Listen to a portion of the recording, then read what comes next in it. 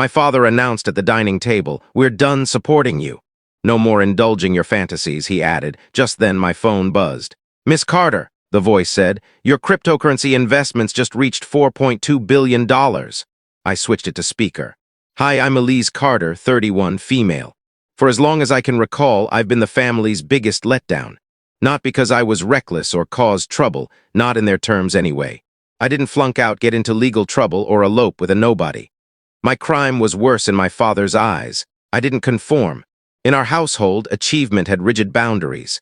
You became a physician, an attorney, or married one. My father, William, is a renowned surgeon. Stern, inflexible, the kind who delivers monologues, not chats. My mother, Margaret, a former nurse, now a full-time homemaker, perfected the art of silent influence. Then there's Ethan, my older brother, the Carter family's pride. Harvard Law, executive suite, golf resort weekends. If you search for the ideal son in a parenting guide, Ethan's smug grin would stare back. Me, I was the outlier.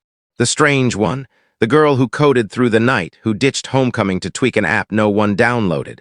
The one who said she cared more about blockchain systems than law school. From the start, I didn't fit their mold. I tried to blend in.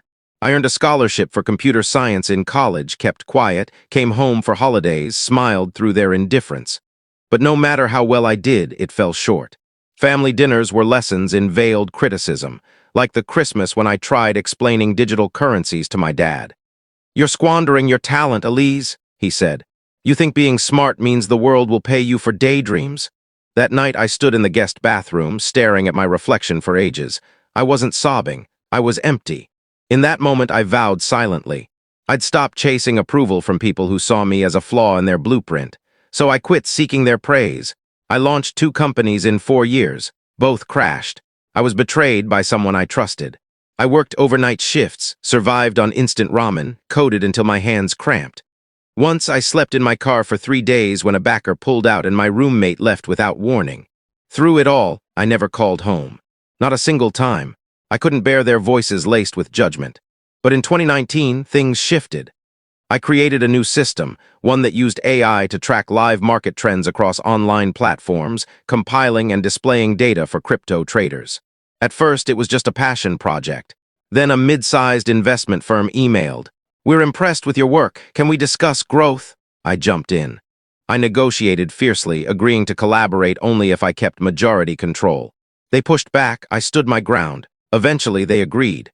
Within a year, we were overseeing $70 million in client funds. Still, I didn't tell my family, not out of resentment, but because I knew their reaction.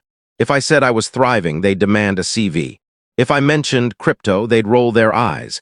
If I said I was secure, they'd lecture me that security meant a spouse and a house. And Ethan, he'd turn it into a rivalry. So I stayed quiet.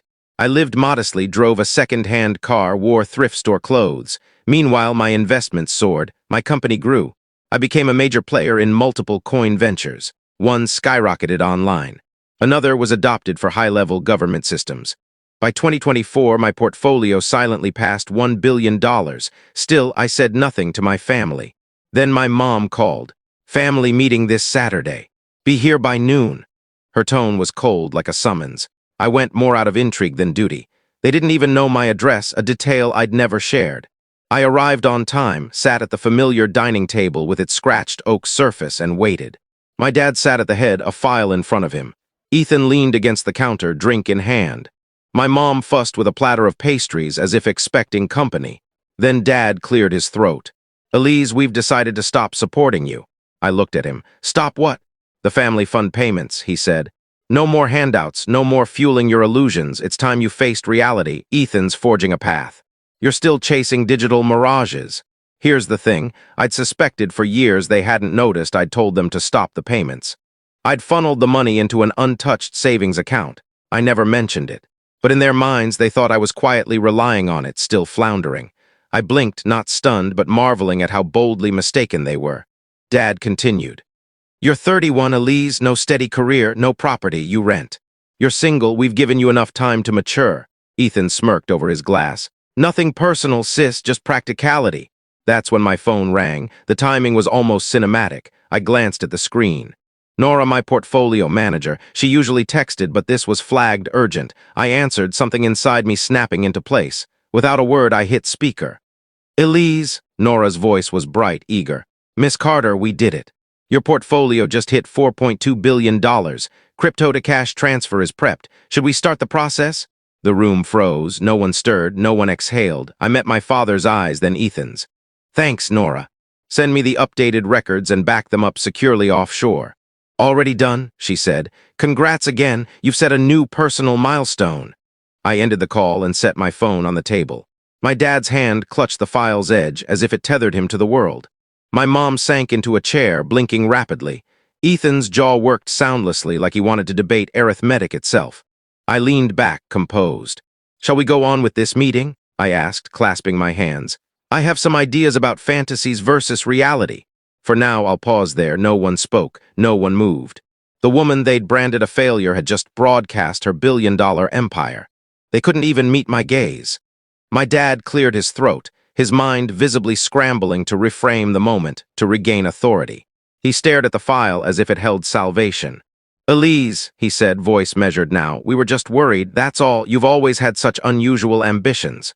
Unusual? I tilted my head. You called them fantasies. You said I was out of touch with reality. You said you were cutting me off from a fund I haven't used in 5 years. And now it's just worry.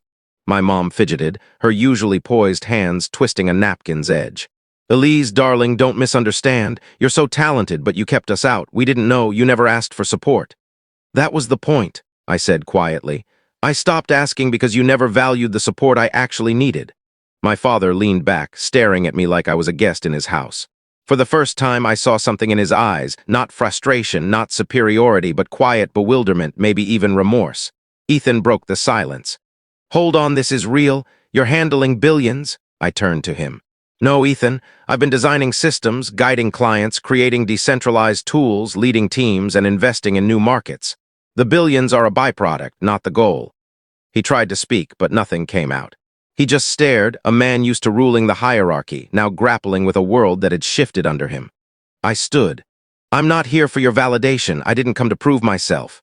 You called this meeting to cut me off from something you weren't even providing. So I'm leaving, and this time I won't return for holiday snapshots or more dinnertime sermons. Elise, wait, my mom said quickly. Don't leave like this. We're trying to understand. Why didn't you tell us? Why hide it? Because I knew you'd never believe me until I had a number you couldn't ignore, I said, turning to my father. You told me to stop chasing dreams to join the real world. Well, this is my world now, built from nothing, without your handouts, your rules, or your permission. And with that, I walked out. But that wasn't the end. That night, Ethan texted, if this is real, I know some high-value clients could be worth a talk.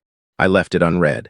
Days later, a voicemail from my mom. Elise, things got tense. Your father's been thinking things over. Can we have dinner next week? I'll make your favorite. I didn't reply. It wasn't spite. I wasn't punishing them. I just didn't want to return to earning slivers of respect I no longer craved. I'd outgrown their arena. 2 weeks later, an unknown number called. I rarely answer those, but something urged me to pick up. It was my dad, his voice softer, slower. Elise, he said, I've been researching about blockchain, your company. I watched your TEDx talk from Tokyo. You were remarkable. I didn't interrupt. I was wrong, he continued. I saw your work as a challenge to my view of success. I'm sorry, I should have seen your strength. A long pause followed. I'm proud of you. I didn't cry, but something eased in my chest like a long-locked gate cracking open. Thank you, I said. That means more than you know. We spoke for 10 more minutes, nothing heavy, just real. For the first time, my father treated me as an equal. In the months that followed, I settled into a new home. Not a lavish estate, but a sleek, light-filled space by the coast, with a quiet calm I never thought I'd earn, not in money, but in peace. I began mentoring young women from tough backgrounds, some echoing my younger self, staring at empty code screens with trembling hands and fierce dreams. One, an immigrant named Sarah, asked me, Miss Elise, do you ever wish your family backed you from the start? I paused, then said, no. If they had, I might have spent my life proving I was worthy of it, instead of proving to myself I never needed it. Ethan never reached out again. Maybe his ego couldn't handle it, or maybe he couldn't value what he didn't build. That's fine. My mom still sends occasional texts, articles about women in tech, a holiday card. I respond slowly, carefully. The scars remain, but we're polite now, not because I need them, but because I choose tranquility. My dad called last month, asking if I'd speak at a conference he was attending on tech and healthcare innovation, saying I could inspire the next generation. I agreed because I wanted to, not for him, but for myself. And no, the best part isn't the $4.2 billion. It's the moment I sat at that dining table, steady, whole, and realized I didn't need their approval, their support, or their permission to be exceptional. I already was.